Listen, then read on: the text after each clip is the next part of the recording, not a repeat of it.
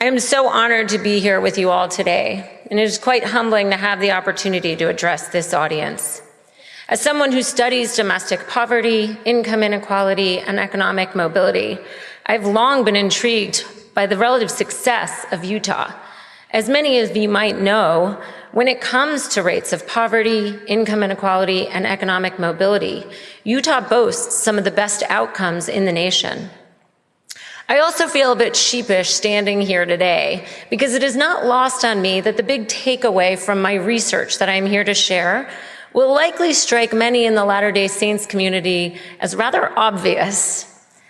The big takeaway I'm here to announce is that based on the research that I have done as an economist for the past 25 years, I can say with the backing of mounds of evidence that family is critically important. Okay, so some of you might be thinking, really, that's what this economist came to tell us? We know that. And I can hear my Italian grandma with her 8th grade level of education teasing me from heaven, Melissa, that's what you went to all that school and did all that studying to learn? I could have told you that. However, though this insight will likely not surprise many in this audience, it is a bit controversial in other crowds. The topic of family and family structure and what has happened to the American family over recent decades is often declared as out of bounds in policy conversations. Even when it is not declared out of bounds, it is not given priority. That is a big mistake, and it has ultimately been very counterproductive. What has happened to families in the US over the past 40 years, by which I mean specifically the decline in marriage and the corresponding rise in the share of children growing up outside a two-parent home, has not been good for our nation's children. Furthermore, it has exacerbated income inequality and undermined social mobility. It is cementing class and racial gaps in opportunities and in outcomes. And it is something that we need to tackle as a policy and economic priority. I am convinced, based on data and evidence, that the declining share of children living in a married parent home is both a cause and a consequence of economic and social challenges facing our nation. To improve the lives of American children, to reduce poverty and income inequality, and to close gaps between racial and ethnic groups in this country, we need to make strong families a national priority. This is the case I make in my recent book titled The Two-Parent Privilege. This is a book written through an economics lens, not a moral, religious, or value-laden one. I wrote this book drawing on my experience as an economist who has been studying these issues for over 2 decades. But while this book is based entirely on data and scholarly evidence, my own life experience is not irrelevant to why I believe this message is so important. In addition to being an economist, I'm the mother of 3 children, and I know how wonderful and fulfilling, but also how hard and exhausting it is to raise children. I'm the wife of a committed husband who is a loving and present father to our children. I'm also the daughter of 2 people who didn't have fancy degrees or a lot of money, but who gave my sisters and me the best gift they could have possibly given us: a stable home with the unconditional love and support of 2 parents. All this is to say that while I come to this topic as a scholar, I am also someone who is both a parent and a child, knows firsthand the many advantages that come from a 2-parent family. When I wrote this book, I fully expected that there would be some people who would read the title and based on that alone push back.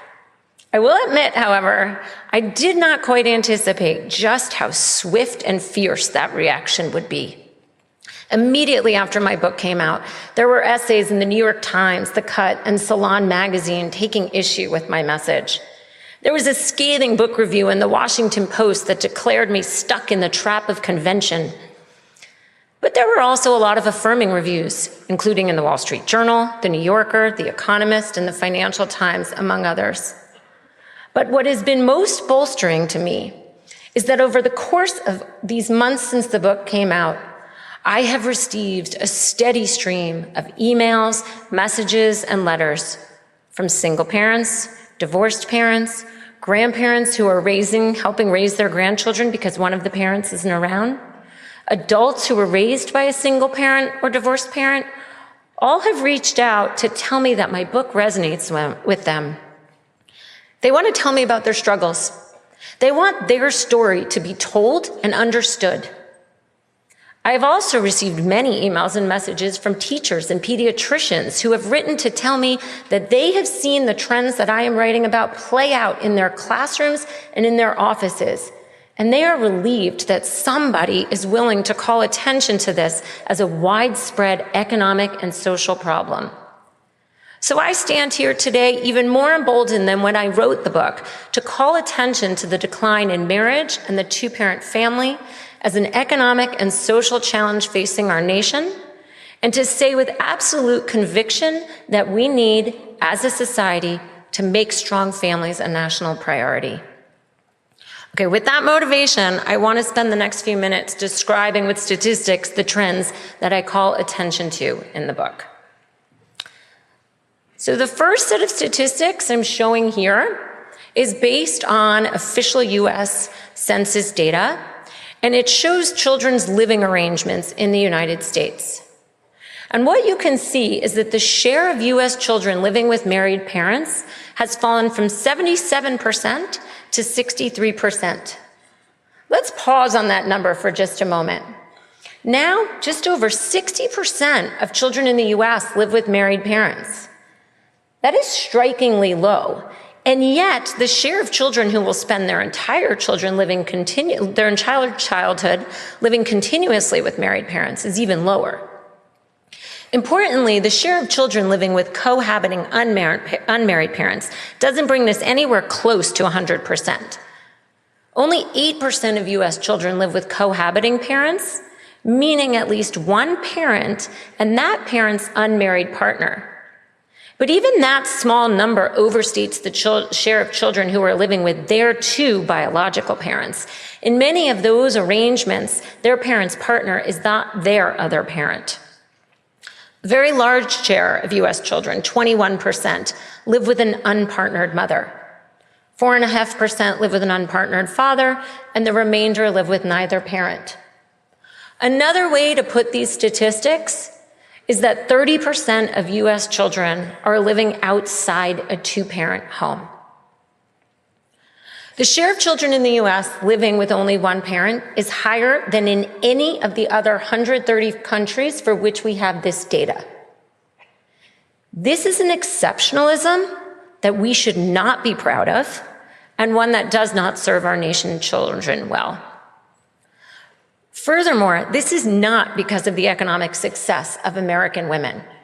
It is not the most highly educated or economically successful women in our country who have moved towards single parenting in large numbers. To the contrary, this trend has been driven by those without a college degree. So this next figure shows the share of children living in married parent families by their mother's level of education. And what we can see in this figure is the emergence over the past 40 years of a very large college gap in married parent families. In 2019, 84% of children whose mothers had a four-year college degree lived with married parents, reflecting a decline of only 6 percentage points since 1980. Meanwhile, only 60% of children whose mothers had a high school degree or some college lived with married parents, reflecting a very large decline of 23 percentage points since 1980. Among children whose mothers did not finish high school, the share living with married parents fell from 73% in 1980 to 57% in 2019. This dramatic decline in married parent families outside the college-educated class has happened in all regions of the country and in both rural and urban areas. It is now the case that marriage and married parent families for children has become yet another advantage or privilege disproportionately experienced by the most highly educated in our society. And I want to emphasize something important here at a macro level. This divergence in family structure has amplified the rise in income inequality, and it has exacerbated the economic insecurity of the middle class. College-educated workers have seen their earnings rise unabated over the past 40 years, while they have continued to get married and raise families as married couples. Meanwhile, those in the middle of the education distribution have experienced only small increases in earnings or stagnant earnings, while at the same time they have become substantially more likely to be setting up a household on their own without another adult in their home. The combination of labor market trends and demographic trends means that inequality across households is even larger now than it would have been from the rise in earnings inequality alone. And the fact that so many more adults outside the college-educated class are setting up a household without a partner has weakened their economic security and made their lives more financially precarious and stressful. This is why changing marriage patterns and family structure needs to be part of our national conversation around income inequality and economic insecurity. Okay, so now I want to turn to directly addressing why these trends matter so much for children. The basic fact is that children who grow up without two parents in their home are at a substantial disadvantage to relative to kids who do. That is not to say that children who are raised by a single mother can't go on to achieve great things. Of course they can, and many do. But we cannot deny that poverty rates are 5 times higher among children growing up in single mother households as compared to those growing up in married parent households. Nor can we ignore the mounds of social science evidence showing that the odds of graduating high school, getting a college degree, and having high earnings and being married as an adult are all substantially lower for children who grow up in single mother homes. And this is true even when we take into account mother's background characteristics and other potential confounding factors. Research has established a clear link between family structure and children's outcomes, both at an individual level and at a community level. So a very recent influential study from the Opportunity Insights Lab at Harvard has shown that at a community level, the share of households headed by married parents is one of the most positive, strong predictors of a community's rate of upward mobility. And as some of you might know, that same research showed that Salt Lake City, Utah has the highest rate of social mobility among all U.S. metropolitan areas. It is also the case that Salt Lake City has one of the lowest rates of single-parent households. None of this is to blame single parents. We need to recognize that many of those parents are doing the best they can, and they are their children's greatest assets. But parenting is hard, and 2 parents combined have more resources than 1 parent alone. 2 adults have greater earnings capacity, and unsurprisingly, married parent households tend to have about twice as much income as single parent households, even controlling for other background characteristics of those parents. The fact that those households have so much more income affects the types of neighborhoods their kids live in and the types of schools they attend. It also means that married parent households tend to have a lot more money to spend on their children's educational and enrichment activities. But it is not just income and spending. We also see in nationally representative data that married parents spend more time investing in their children. I suspect this too feels commonsensical to many people in this audience. If you are the only parent in the household and you are the one person responsible for bringing in income, making dinner, driving the kids around, cleaning the house, you likely don't have as much time as your married counterpart to sit down and help your child with their homework. You are also less likely to have the emotional bandwidth to patiently nurture your child or engage with them as you might like to. And we see this in studies too. Single-parent households are characterized by higher levels of stress. I really can't emphasize this enough. None of this is to denigrate or dismiss the very hard work that single parents are doing, or to suggest that they don't want as much for their children as married parents. Rather, acknowledging the reality that single parents tend to have less money, time, and emotional bandwidth to devote to their children rather as compared to their married peers helps us understand why children who grow up in single-parent households are at a relative disadvantage. We also know from very rigorous research that boys are at a particular disadvantage when they are growing up in a home without a father. They are significantly more likely to get in trouble in school and with the law, and they are less likely to achieve educational and economic markers of success. This all creates a terrible vicious cycle. We need to break the intergenerational persistence of single-parent households and help more boys grow up to be reliable marriage partners and fathers. Everyone who cares about children, about women, about men, and about society, and about advancing equality of opportunity and outcomes should care deeply about this problem of what has happened to the American family over the past 4 decades. Now, of course, in some situations, there is no real choice. Some people are single parents because they are widowed, or because the second parent up and left, or because their relationship was abusive and violent. To be clear, nothing I am saying should be misconstrued to suggest that anyone should stay in an abusive or violent situation. While we work to help more people achieve healthy relationships and stable 2-parent families, we must also meet people where they are, acknowledge whatever hardships or barriers might prevent them from living in a married setting, and support them with the resources they need to thrive. So this brings me to my next question. Given the advantages of 2-parent homes, why are so many U.S. children now living outside that family structure? Okay. First, this is not because of a rise in divorce. Divorce rates conditional on marriage are down. Rather, this reflects a rise in the share of parents who have never been married. Here I am showing you trends in the marital status of unpartnered mothers. In 1980, 64% of unpartnered mothers were divorced and 22% were never married. In 2019, 39% of unpartnered mothers were divorced and 52% were never married. This matters descriptively because it tells us what is underlying the change in children's family structure, but it also matters because this itself is consequential.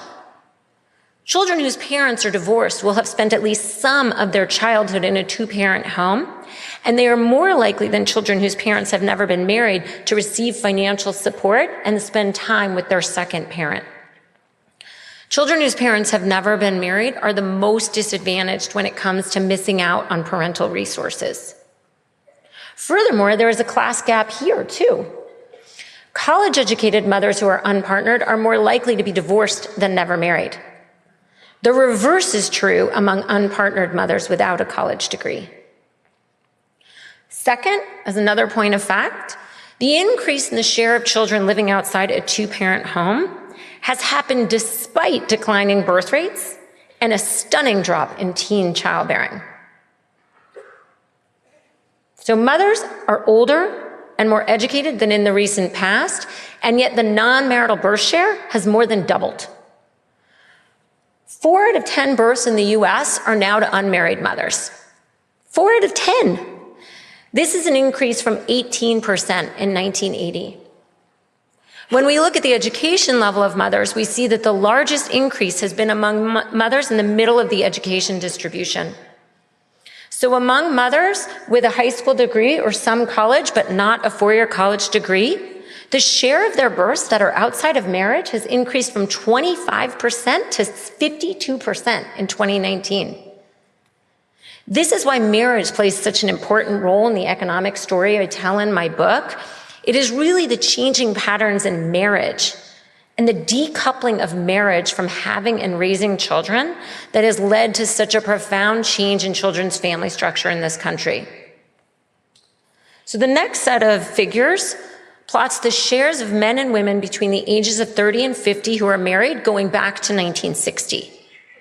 And we can see in these figures that amid the watershed social, legal, and institutional changes of the 1960s and 1970s, marriage rates fell among all groups of adults in roughly equal proportion across the educational distribution.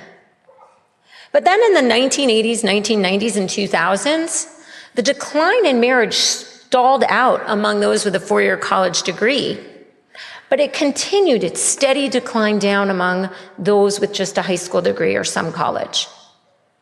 College-educated men and women are now much more likely to be married than men and women with lower levels of education.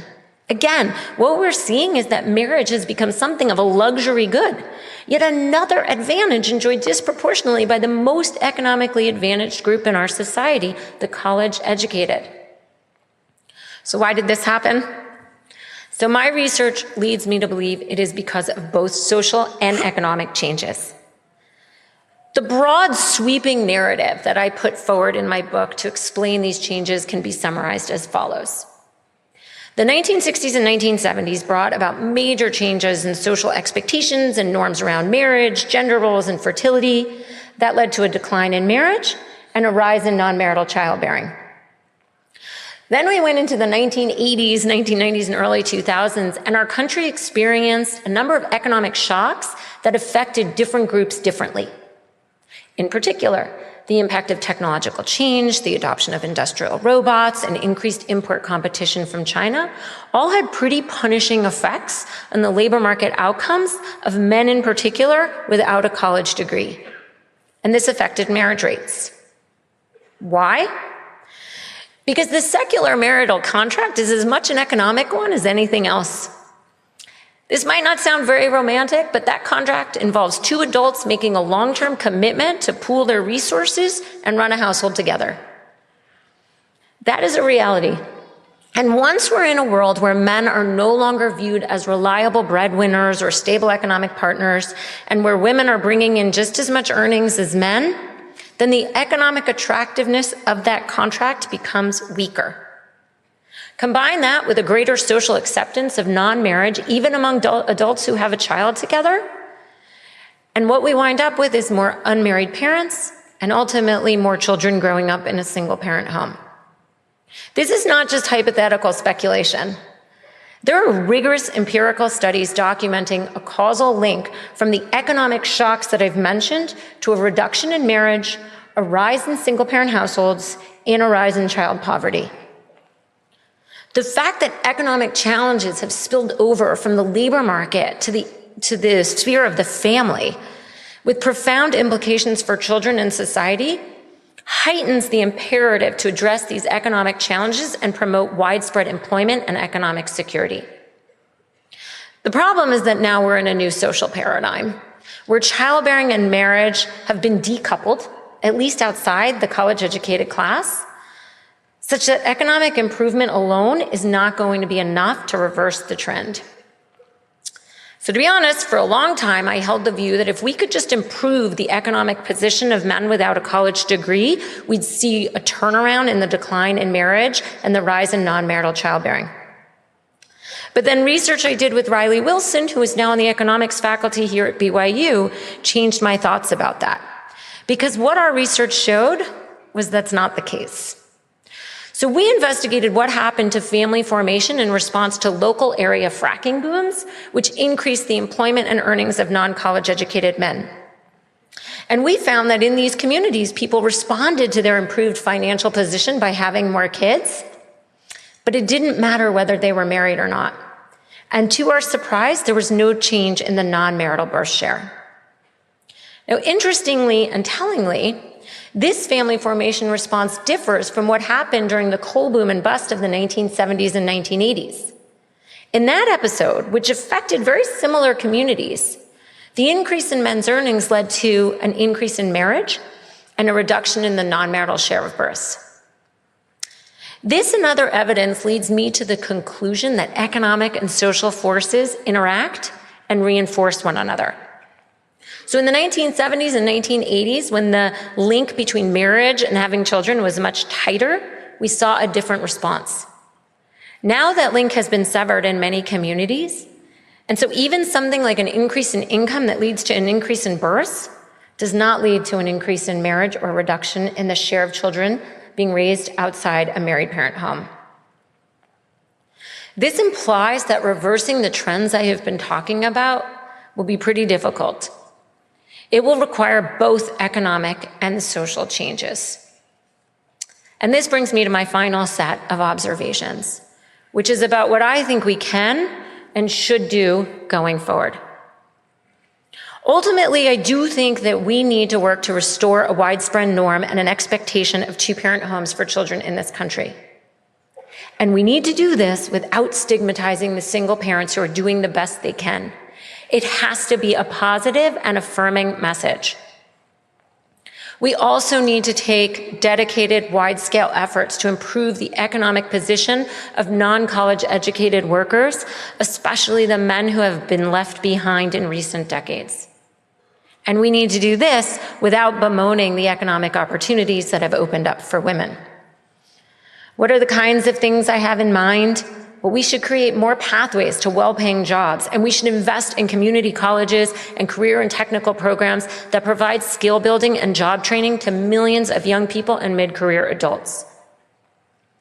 We also need to meet families where they are and invest in programs that help parents achieve stable, healthy relationships and be the best parents that they can be. There are community organizations around the country running fatherhood programs, relationship education classes, and co-parenting programs.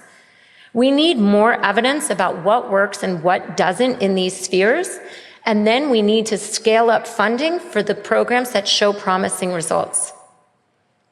And perhaps above all, we need to do so much more in this country to take care of children and make sure no child is left to endure poverty and hardship because of the situation they were born into. So to conclude, two-parent families are beneficial for children. The class divide in marriage and family structure has exacerbated inequality and class gaps. Places that have more two-parent families have higher rates of upward mobility. Not talking about these facts is counterproductive. Not doing anything about these facts is defeatist.